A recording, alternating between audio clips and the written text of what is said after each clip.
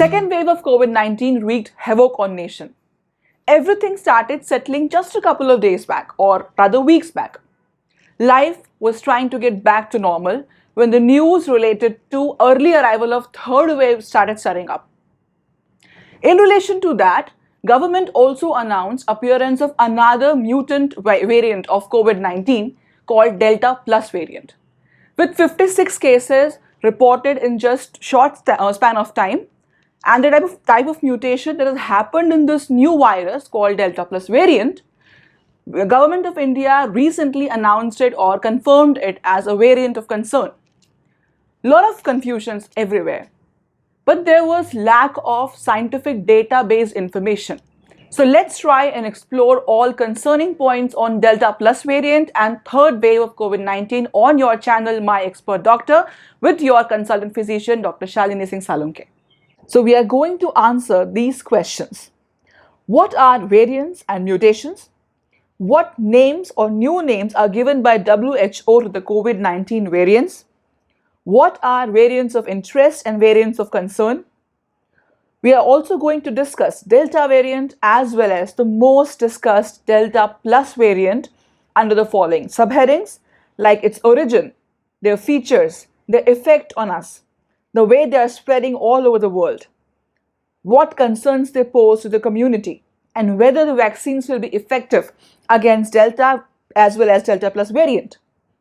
We are also going to discuss the third wave in India, its relation to Delta Plus variant, when is it going to come, how severe will it be, and what could be the precautionary measures.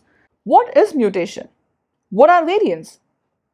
We must understand one thing, that mutations are nothing but changes that happen in an individual, which could be in a virus, bacteria, plants, animals, or even in humans. Mutations are part and parcel of life on Earth. Evolution cannot happen without mutation. So let's understand mutations and the production of variants with concern to viruses. Viruses enter into the host cell. While doing so, they take up the host machinery of replication or multiplication, and they start multiplying. This process is called replication. Multiple copies of viruses are produced as a result of this replication. While doing so, certain error happen in one or two copies or more than that. These errors that happen during replication of a virus inside the host cell is called mutation. New mutated viruses are slightly different from the original viruses, and these are called variants. These variants become sometimes variants of interest or variants of concern. I've already covered mutations and variants in my previous videos in detail. If you want to check out, the link is given in the I button. Now, what are these variants of interest and variants of concerns? Scientists understand these mutations or changes by doing genomic sequencing on newly mutated viruses. They study where the changes have happened and what are these differences or changes. Then according to this, they classify them into variants of interest, variants of concern, or variants with no significance. If the variation is harmless or has no particular dangerous feature, it is called non-significant variation. If there is possibility of causing some harm because of the presence of some dangerous features, this is called variant of interest. And if there is strong evidence of the presence of dangerous changes which can pose harm to the community, it is called variant of concern. Now, what are these dangerous features? Number one, increased transmissibility or infection rate. Number two, increased severity of the disease.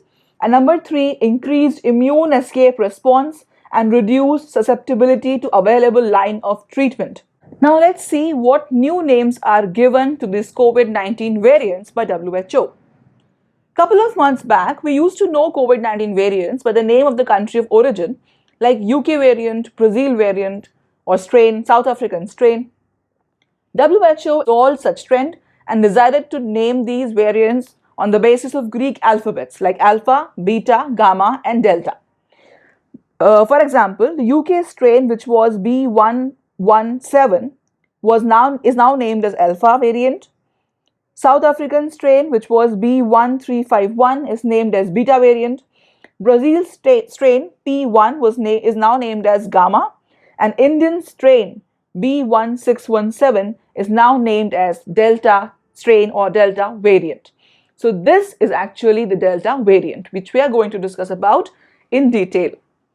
Now let's see the delta variant. Delta variant originated first in Nagpur district of Maharashtra in India in October 2020. It then caused the dangerous second wave of COVID-19 in India. The antigenic name was B1617.2. It involved 4 mutations at different sites, most important of which was L452R, which was found responsible for increased infection rate in India, making it the most transmissible variant of COVID-19. The transmissibility of this particular virus, it drove the entire second wave of COVID-19 in India. 61% of the new cases in UK is due to this variant. Delta variant is found to be 50% more transmissible compared to the Alpha strain, that is the UK strain, which was actually 60% more transmissible than the original SARS-CoV-2 virus. So you can easily understand how fast this Delta virus can spread. Moving on to severity, increased affinity to the lung tissue makes it more severe. Hence, increased rate of hospitalization. We've already seen in second wave how the entire medical fraternity shattered. There was scarcity of beds, oxygen cylinder, medicines all over the country. Now, the vaccine efficacy, definitely it's reduced compared to that against Alpha variant, but still works well. Reinfection rate was not found much. Symptoms were more of atypical type like stomach related issues, while it was more of an upper respiratory tract infections like sore throat, fever, cough, loss of taste and loss of smell due to original SARS-CoV-2 viral strain. Now moving on to the spread. It was first detected in India in 2020 in October. Now it has spread to around 90 countries all across the globe. The recent waves in UK, South Africa, Israel is related to this variant. Around 70% of the Australia is again back into lockdown. UK is holding its opening of the market for the time being.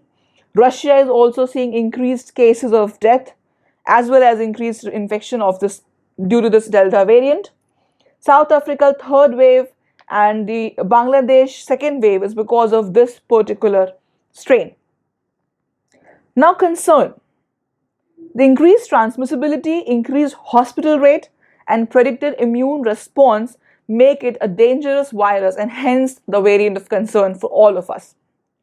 Vaccines are still showing efficacy as per the global data. All WHO approved vaccines like Pfizer, Moderna, AstraZeneca, Sputnik 5, every vaccine is giving sufficient coverage against this particular variant. Pfizer after first dose will give 33% coverage and after second dose will give 96% coverage against this particular strain. And AstraZeneca is also showing 33% after the first shot and 85 to 92% after the second shot. So the vaccines are still working against this variant. If you are liking information we are giving through our videos, please encourage us by hitting like button. Share it with more and more people so that they will get benefited out of it. If you have any question related to your health, feel free to put it on the comment box. We will answer it as soon as possible. And also, do not forget to subscribe this channel and hit the bell icon to get notifications of our upcoming videos. Now let's move on to Delta Plus variant. The first case was found in England in March 2021. It was publicly announced and notified in June 2021.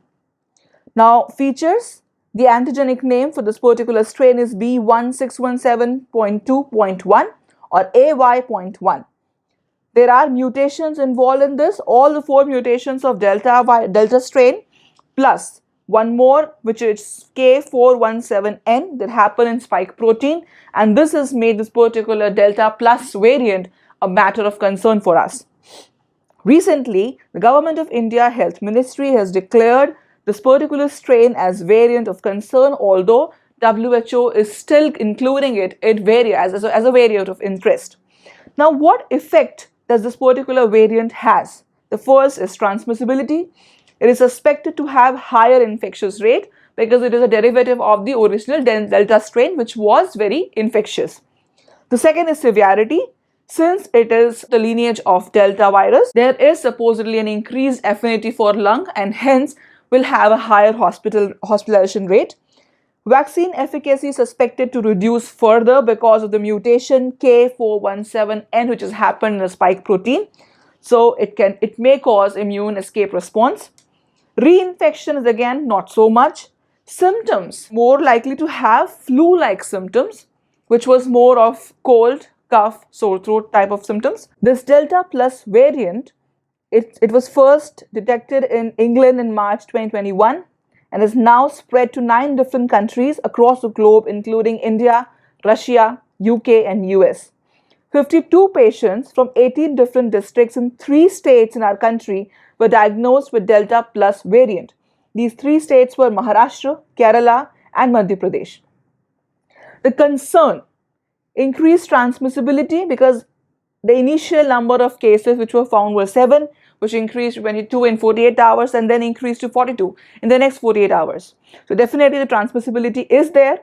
Increased rate of hospitalization is suspected, but this is against the data that we are getting. Patients in which these viruses were found to have mild symptoms like sore throat, cough, cold. They were not hospitalized, or even if they hospitalized, they were not serious enough. But there is definitely a predicted immune escape response which was seen in these patients. Overall, the data is not available how much these vaccines, the available vaccines, will work against this particular new strain, because it's too soon to tell anything. But all WHO approved vaccines are expected to show at least more than 50% efficacy. So we can assume that these vaccines will help definitely against this particular strain also. So what we can conclude on Delta plus variant is, yes, definitely it will be more transmissible compared to the original COVID-19 strain. The hospitalization rate is still under question mark. We don't know how severe it will be because the data is too less to conclude anything. Vaccines will still work against this particular strain. Even if not as much compared to the previous one, it will definitely work. Now moving on to the next most important topic which everyone is discussing about as of now, the third wave in India. Will it be related to Delta plus variant? It's too early to predict, but it is possible because of its expected feature, the feature of transmissibility, severity, the feature of affecting lungs. These all might contribute to the third wave in India. When is it expected? Mostly in the month of September to November 2021. This is just a pattern-based analysis, pattern of COVID-19 from its origin till now, as well as the Spanish influenza and other pandemics that have happened in the past. So these are all algorithm-based. Now, if you have seen the first wave and second wave in India, the first wave of COVID started from March 2020. It lasted till October or September end 2020. Second wave started from the month of Feb end to March in the beginning, and it lasted till the July first week or June, you can say. So the next expected wave will be somewhere around September to November, on the basis of the fact that usually 2 waves are separated by 12 to 16 weeks duration. Now, how severe will it be? It is expected to be less severe compared to the second wave, but definitely more severe than the first wave. This is on the basis of, again, the pandemic Spanish influenza, which happened somewhere in 1912 to 1918. So on the basis of how it behaved at that point of time, the algorithms have been prepared. Also, we have seen that whenever a virus mutates itself and becomes more transmissible, it loses its power of virulence, that is affecting the particular host with severity. This is what we have seen in the past with other viruses as well. So we expect that this particular virus might be more transmissible, but will be less severe compared to the original virus. So the wave or the third wave will be less severe compared to the second wave. Symptoms are definitely shifting from shortness of breath and effects of the lungs to the flu-like symptoms. So this is another indicator that the symptoms of this in the third wave of this COVID variant will not be that much severe. Important thing here is that if we fail to control this third wave, we will have to face another lockdown, which will not be good for the country's economy. So how can we get ready for the war? Again, the SMSV, the precautionary measures that we enlisted few days back. Stay at home, avoid mass gatherings, follow social distancing, hand sanitization, face mask, avoid touching your face, use immunity boosters, deep breathing exercise practice, sanitizing and cleaning commodities and groceries before use, washing clothes with detergent and warm water, refrain yourself from eating outside frequently, and the most important, take vaccine whenever available. These 12 steps are most important for you to fight against the third wave so that we can save ourselves, we can save our economy from crashing. Now, the details of all these precautionary measures have been discussed in my previous video. The link is given in the I button. Please follow it. It is very important because we are standing at the verge of another war against COVID-19 virus. So I hope all your doubts related to Delta virus, Delta stray variants, Delta plus variants, and third wave of COVID-19 is addressed and cleared in this video.